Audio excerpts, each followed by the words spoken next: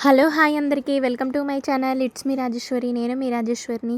నా ఛానల్‌ని first time చూసే వాళ్ళంతా సబ్స్క్రైబ్ చేసుకోండి. వీడియో మాత్రం స్కిప్ చేయకుండా పూర్తిగా చూడండి. ఈరోజైతే డాబా స్టైల్‌లో మనం చికెన్ గ్రేవీ కర్రీ అయితే ఎలా చేసుకోవాలో చూద్దాం. ఇంట్లో ఉన్న వాటితోనే ముందుగా అయితే చికెన్‌ని ఈ విధంగా తీసుకొని బాగా ఉప్పు నీళ్ళల్లో వేసి బాగా వాష్ చేసుకున్న తర్వాత ఇప్పుడు ఒక బౌల్‌లోకి అయితే చికెన్ ఈ విధంగా తీసుకొని దానిలోకి తగినంతగా పసుపు వేసుకోవాలి.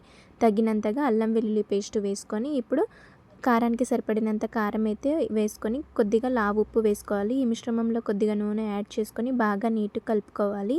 ఈ చికెన్‌ని ఇలా కలిపేటప్పుడు చాలాసేపు కొద్దిగా బాగా నీట్‌గా కలుపుకున్న తర్వాత ఆ ముక్కలకి ఉప్పు కారం చక్కగా పట్టుకోవాలి కదా! సో, మంచిగా నీట్‌గా కలుపుకొని మూత పెట్టేసి మనమైతే ఒక 15 మినిట్స్ అన్నా 20 మినిట్స్ అన్నా పక్కన పెట్టుకోవాలి. ఇప్పుడైతే 4 ఆనియన్స్ అయితే తీసుకొని నీట్‌గా మనమైతే పైన మొత్తం పీల్ తీసేసి ఇలా హాఫ్‌గా కట్ చేసుకోవాలి.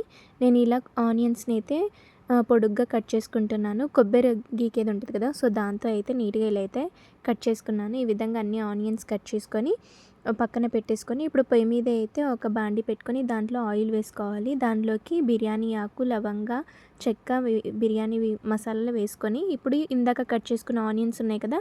అవి కూడా దాంట్లో వేసుకోవాలి. ఈ విధంగా వేసుకొని ఈ ఆనియన్స్ బాగా గోల్డెన్ కలర్ వచ్చే వరకు మనం బాగా వేయించుకోవాలి.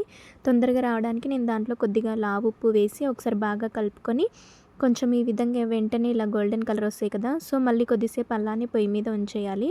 అది మనకి గోల్డెన్ కలర్ వచ్చేవరకు ఇక్కడైతే గ్రేవీ కోసం ఇక్కడ ఒక మిక్సీ గిన్నె తీసుకొని 3 టమాటోస్ అయితే తీసుకొని ముక్కలుగా కట్ చేసుకొని 4, 5 చిన్నుల్లిపాయలు వేసుకోవాలి. ఈ విధంగా మిక్సీ పట్టిన ఈ పేస్ట్‌ని అయితే పక్కన పెట్టుకోవాలి. ఇక్కడ మనకు ఆనియన్స్ కూడా గోల్డెన్ కలర్ వచ్చినాయి కదా! ఇప్పుడు మనం దీంట్లోకి తగినంత అల్లం వెల్లుల్లి పేస్ట్ కొద్దిగా వేసుకొని కొద్దిగా పసుపు వేసుకోవాలి. ఆల్రెడీ వేసాం కాబట్టి కొద్దిగా వేసుకొని ఆ కలిపి పెట్టుకున్న చికెన్‌ని అయితే దీంట్లో వేసుకోవాలి. ఈ విధంగా వేసుకొని బాగా నీట్‌గా కలుపుకోవాలి. ఇలా కలుపుకొని మనం మూత పెట్టేసి ఒక 15 మినిట్స్ అయితే బాగా మగ్గనివ్వాలి. ఈ విధంగా మగ్గిన తర్వాత వాటర్ వస్తాయి కదా! సో, ఆ వాటర్‌కి చక్కగా మగ్గిన తర్వాత మళ్ళీ ఒకసారి నీట్‌గా కలుపుకొని ఇందాక మనం టమాటో పేస్ట్ పక్కన పెట్టుకున్నాం కదా మిక్సీలో.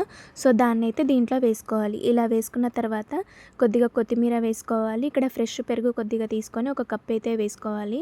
ఈ విధంగా వేసుకొని ఆ పేస్ట్ ఇందాక పట్టుకున్నాం దాంట్లో కొద్దిగా వాటర్ పోసుకొని వీడియోలో చూపించిన విధంగా వేసుకోవాలి. ఇలా వేసుకున్న తర్వాత మనము ఉప్పు, కారం అన్నీ ఇందాక కలుపుకున్నాం కదా! ఇవన్నీ వేశాక కొద్దిగా ఉప్పు, కారం టేస్ట్ చూసుకొని సరిపోకపోతే కొద్దిగా కారం, కొద్దిగా ధనియాల పొడి, గరం మసాలా, ఒక స్పూన్ కొబ్బరి పొడి, తగినంత ఉప్పు వేసుకొని ఇప్పుడు మళ్ళీ ఒకసారి నీట్‌గా బాగా కలుపుకొని మనమైతే వాటర్ పోసుకోవాలి ఉడకడానికి. ఇలా పోసుకొని మూత పెట్టేసి ఒక 20 మినిట్స్ లేదా 30 మినిట్స్ బాగా ఉడకనిచ్చుకోవాలి. ఇక్కడ ఉప్పు, కారం అనేది చక్కగా వేసుకున్నాం కదా! సో, ఈ విధంగా అయితే మనకి డాబా స్టైల్‌లో చికెన్ గ్రేవీ కర్రీ అయితే చాలా బావుంటది.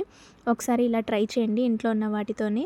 ఈ విధంగా మనకు మంచిగా ఇలా కుక్ అయిన తర్వాత ముక్క ఉడికిందో లేదో చూసి మళ్ళీ ఒకసారి మూత పెట్టి మళ్ళీ ఒకసారి బాగా కలుపుకోవాలి. ఈ విధంగా వేడిగా డాబా స్టైల్‌లో చికెన్ గ్రేవీ కర్రీ అయితే చేశాను. టేస్ట్ అయితే చాలా బాగుంది. మీకు ఈ వీడియో నచ్చినట్లయితే లైక్ చేసి, షేర్ చేసి, సబ్స్క్రైబ్ చేసుకోండి. ఒకసారి ఈ విధంగా ట్రై చేయండి. టేస్ట్ అయితే చాలా బాగుంటది. ఇందాక నేను గరం మసాలా ఏసాను కదా! సో, అది లాంగ్ వీడియోలో ఉంది. మీరు కావాలి అంటే ఇంట్రెస్ట్ ఉంటే చూడొచ్చు. Thank you for watching.